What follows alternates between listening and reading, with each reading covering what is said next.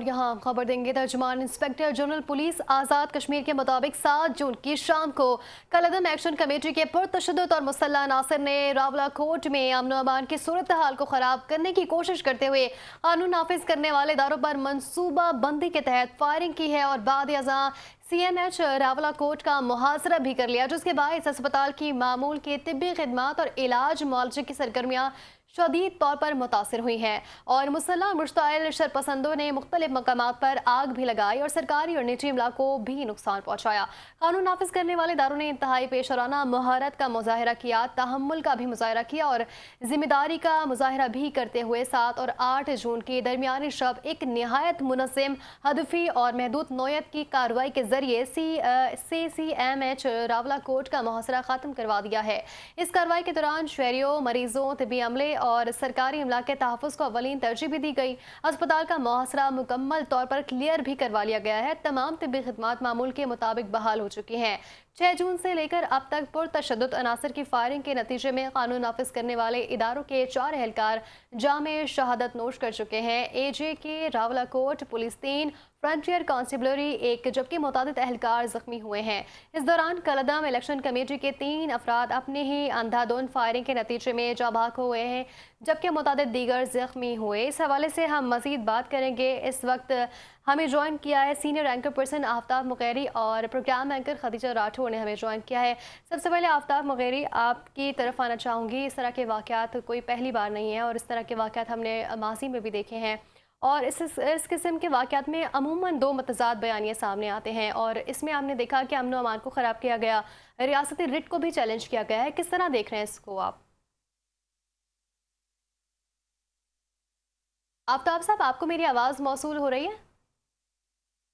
आफ्ताब मुगैरी से अपना राब्ता बहाल करने की कोशिश करेंगे। अपने नाज़रीन को एक बार फिर से बताते चलें, तर्जुमान inspector general police Azad Kashmir के मुताबिक 7 जून की शाम को कलअदम एक्शन कमेटी के पुरतशद्दुद और मुसल्लह अनासर ने रावलाकोट में अमन अमान की सूरत हाल को ख़राब करने की कोशिश करते हुए कानून नाफिज करने वाले इदारों पर मनसूबा बंदी के तहत फायरिंग की है और बाद अज़ां CMH रावलाकोट का मुहासरा भी किया है। और साथ ही साथ ये भी बताएं कि इस मुहासरे के बायस अस्पताल की मामूल की तिब्बी खिदमात और इलाज मुआलजे की सरगर्मियाँ शदीद मुतासर हुई हैं और मुसल्लह और मुश्ताइल शरपसंदों ने मुख्तलिफ मकामात पर आग भी लगाई। सरकारी और निजी इमला को नुकसान पहुँचाया गया। कानून नाफिज करने वाले इदारों ने इंतहाई पेशराना महारत, तहम्मुल और जिम्मेदारी का मुजाहरा करते हुए 7 और 8 जून के दरमियानी शब एक नहायत मुनज़्ज़म, हदफी और महदूद नौयत की कार्रवाई के जरिए CMH रावलाकोट का मुहासरा ख़त्म भी करवा दिया है। और कार्रवाई के दौरान की बात की जाए तो शहरियों, मरीजों और तिब्बी अमले और सरकारी इमला के तहफ़्फ़ुज़ को अवलीन तरजीह दी गई है। मुगैरी साहब हमें एक बार फिर ज्वाइन कर चुके हैं। मुगैरी साहब, इस तरह के वाक़यात हमने माजी में भी देखे हैं और सिक्योरिटी के खदशात होते हैं,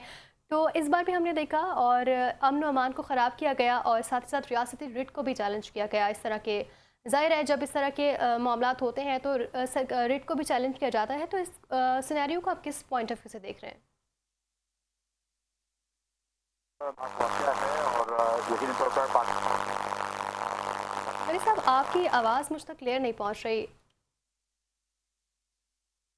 और हम बता रहे थे इस मुहासरे के हवाले से, तो ये कंटिन्यू रखते हैं और बताएं कि अस्पताल का जो मुहासरा मुकम्मल तौर पर क्लियर करवा लिया गया था और तमाम तिब्बी खिदमात मामूल के मुताबिक अब बहाल हो चुकी हैं। और साथ ही साथ ये भी बताते चलें कि 6 जून से लेकर अब तक पुरतशद्दुद अनासर की फायरिंग के नतीजे में कानून नाफिज करने वाले इदारों के 4 एहलकार जामे शहादत भी नोश कर चुके हैं। AJK Rawalakot police 3, frontier constabulary 1 जबकि मुतअद्दिद एहलकार भी जख्मी हुए और इसी दौरान कलअदम इलेक्शन कमेटी के 3 अफराद अपनी ही अंधाधुंध फायरिंग के नतीजे में जाबाक हुए, जबकि मुतअद्दिद दीगर जख्मी भी हुए। और याद रहे कि इन अफराद में 5 और 6 जून की रात को हलाकशुदा भी शामिल हैं।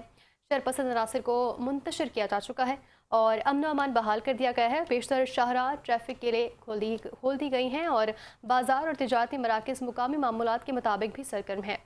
आज़ाद कश्मीर पुलिस और दीगर कानून नाफिज करने वाले इदारे आवाम की जान और माल के तहफ़्फ़ुज़ और रियासती रिट के क़याम के लिए अपनी ज़िम्मेदारियाँ ऐसे अंदाज से अंजाम दे रहे हैं। और ये भी बात करें कि उनकी खिदमात काबिल तहसीन है, जो उन्होंने खिदमात अंजाम दी हैं वाकई वो काबिल तहसीन है। और जाम शहादत नोश करने वालों की अगर बात की जाए तो वो वतन के बेटों की नमाज जनाजा जल्द ही इंतहाई एहतराम और पूरे सरकारी एजाज़ के साथ अदा की जाएगी। और कलअदम एक्शन कमेटी के मुसल्लह और पुरतशद्दुद शरपसंदों के खिलाफ कानूनी कार्रवाई भी जारी है। एक बार फिर इस आज़म का इरादा करते हैं कि इंतशार फैलाने वाले सरगना कारकुनान को जल्द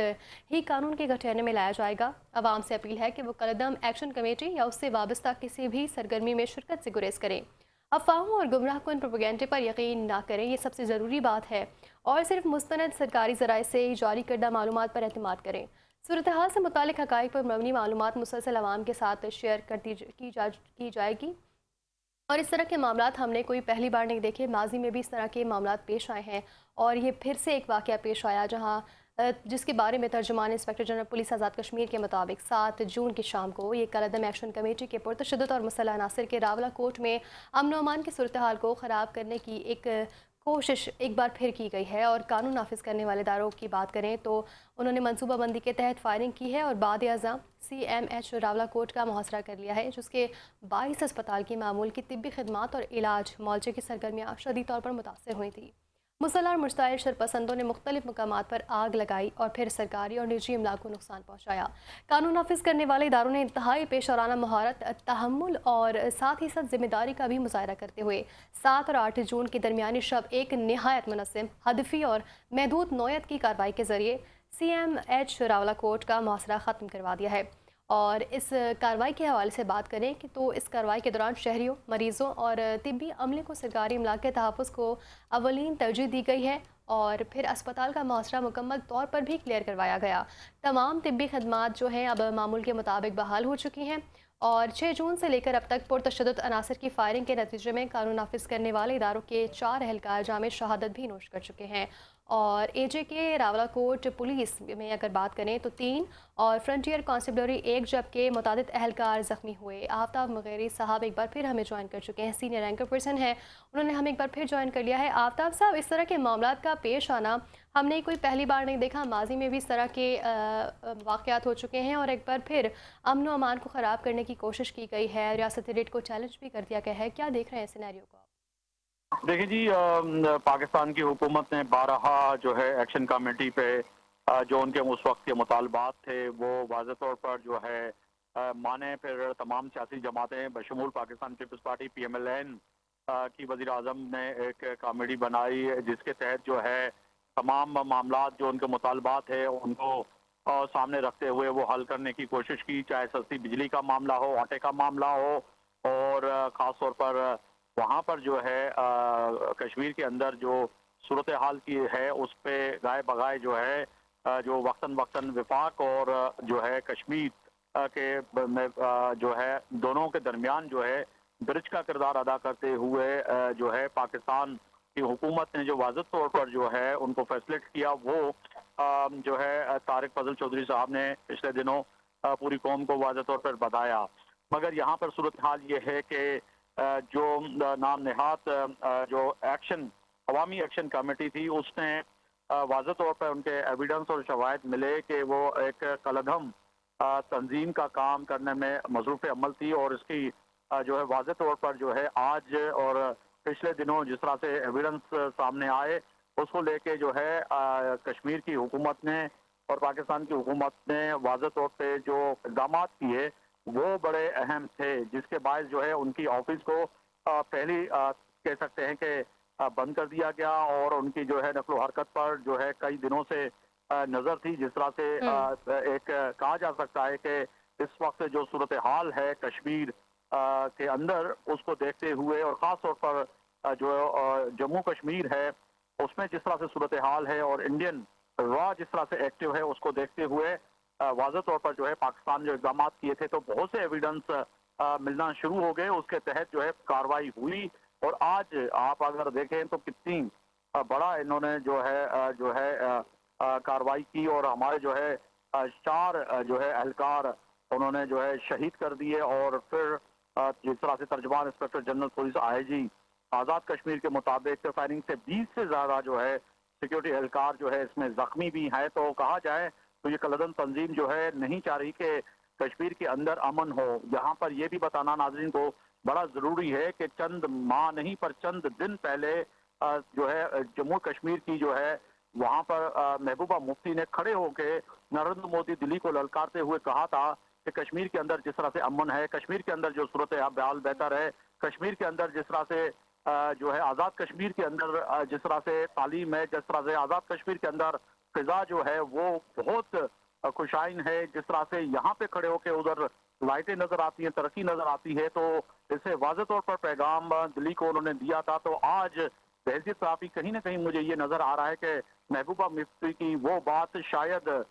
रॉ को और खास तौर पर जो है बीजेपी की सरकार को वो अच्छी नहीं लगी, क्योंकि पाकिस्तान एक पुरअमन आज़ाद कश्मीर, उनकी असम्बली, उनके हुकूक, उनके जो है लोग जिस तरह से पूरे पाकिस्तान में रहते हैं। अगर बात की जाए कि सस्ती बिजली, सस्ती तालीम, इवन के पाकिस्तान की मुख्तलिफ यूनिवर्सिटी में जिस तरह से उनको स्कॉलरशिप दी जाती जी। है, और इसके साथ साथ अगर देखा जाए तो कश्मीर की बच्चियां, हमारी बहनें और बेटियां और बच्चों को जो है मुख्तलिफ यूनिवर्सिटीज में और बैरून मुल्क जो तालीमी इदारे हैं उनको स्कॉलरशिप पे भेजा जाता है। तो इससे वाज़ेह तौर पर पैगाम है कि कश्मीर कितना पुरअमन है, जिसका जो है अमन खराब करने के लिए नाम देहात जो दहशतगर्द जो कोशिश कर रहे हैं, वो यकीनी तौर पर आज़ाद कश्मीर की हुकूमत और पाकिस्तान की हुकूमत उनको कैसे किरदार तक पहुंचाएगी। जी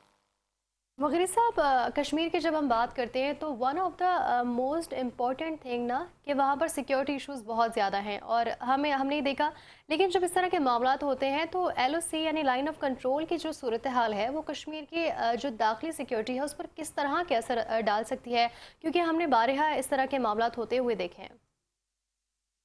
बिल्कुल, ये सही कहा आपने, क्योंकि एलओसी पर अमूमन जिस तरह से एलओसी की वायलेशन भी होती है रहती है हिंदुस्तान की जानिब से। और जैसे मैंने कहा कि क्योंकि 8 लाख से ज़्यादा फौज अगर जो